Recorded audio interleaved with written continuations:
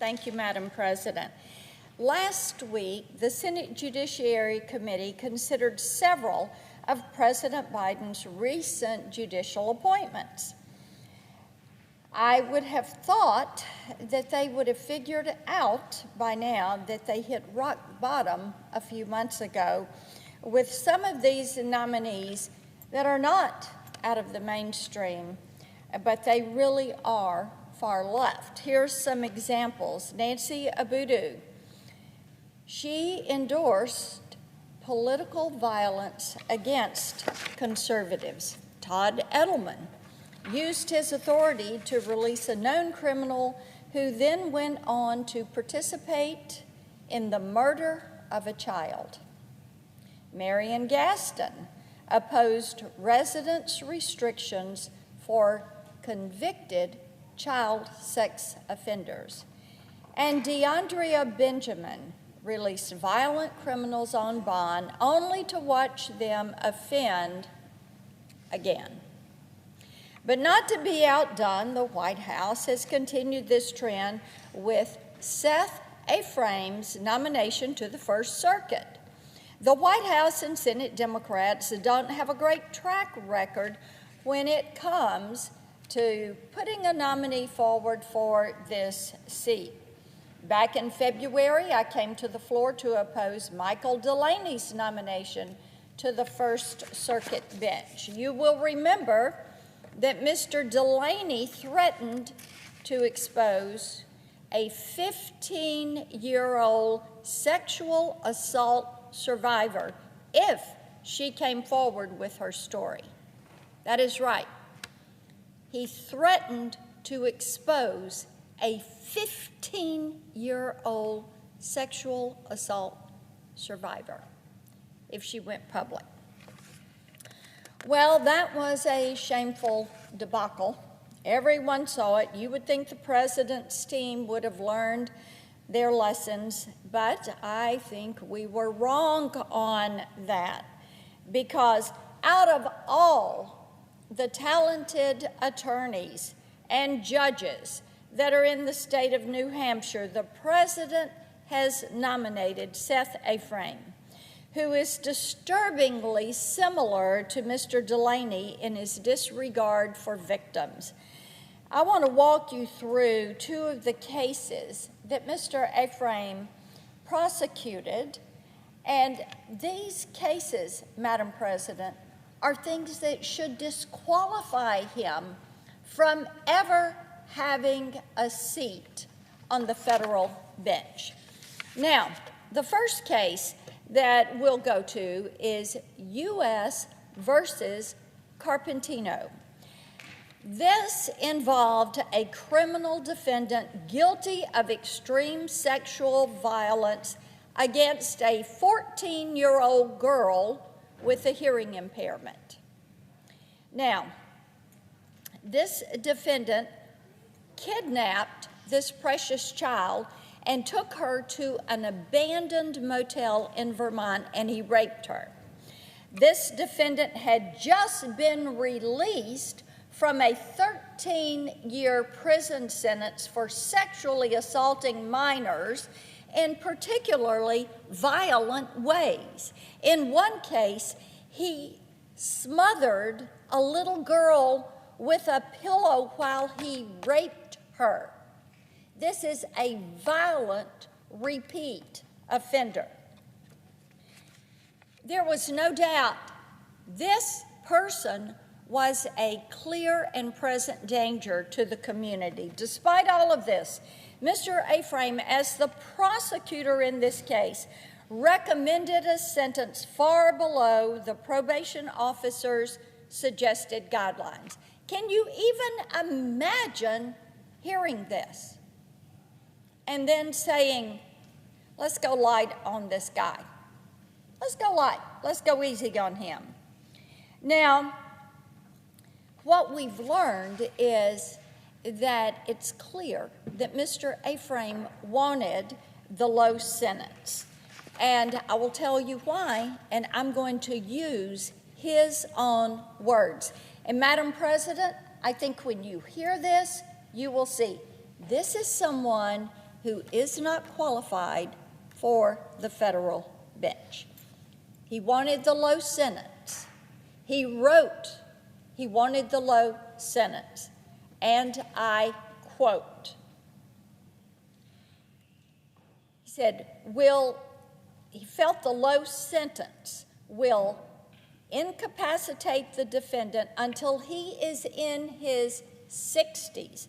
Hopefully, by that time, the danger that the defendant presents will have subsided, end quote. Now, think about this. He wants the low sentence because at the end of that low sentence, the guy would be in his 60s and, hopefully by then, he won't be such a danger. I tell you, imagine this, hopefully. Using that, can you imagine telling this little girl's family that hopefully this rapist won't do it again? Bear in mind, he had already been in prison for 13 years. He gets out and he does it again. And Mr. Aframe is the prosecutor.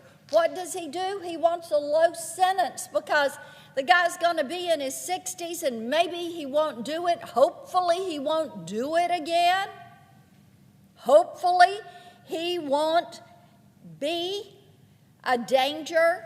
Hopefully he'll be too old and frail to go rape little girls. Unbelievable. This is sickening. And this case alone should disqualify Mr. Aframe. But there's more. And let's go to this second case. Mr. Aframe was the prosecutor in United States versus Smith. And this case, reading this, made me absolutely sick to my stomach. It is repulsive. Mr. Smith was found guilty of conduct connected to the manufacturing of child pornography. He created not one or two, but 6 videos of himself sexually abusing a 3-year-old girl. 6 videos. The details of the case are far too disgusting to repeat aloud, but to be clear, he raped a 3-year-old girl on camera. As prosecutor in this case, Mr. Aframe said that the most poignant evidence of the harm this defendant caused was, and I quote, the look of fear in the young victim's eyes, end quote. Poignant evidence? The look of fear in a toddler's eyes while somebody is raping her. Despite this, Mr. Aframe recommended a 60-year sentence, nowhere near what this sick and depraved and disgusting human being deserved. Mr. Aframe noted that the perpetrator was a close friend of the victim's family. He worked to gain their trust for years just to commit these heinous acts. But Mr. Aframe still recommended a lenient sentence. But what did the sentencing guidelines recommend? Life in prison. Mr. Aframe himself noted this in his sentencing memo. But when I pressed him under oath on why he refused to follow the guideline, he misrepresented the facts. So let me set the record straight.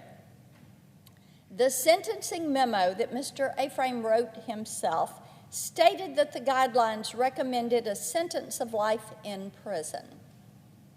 It's what he should have gotten. And I ask that a portion of that sentencing memo be printed in the record alongside my remarks. Without objection.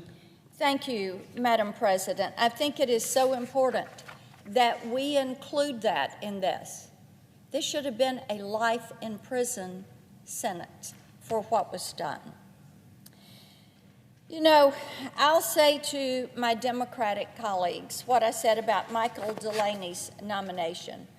For the sake of men, women, and children around this country who are victims of sexual assault, join me in opposing this nomination if the President refuses to withdraw this nomination.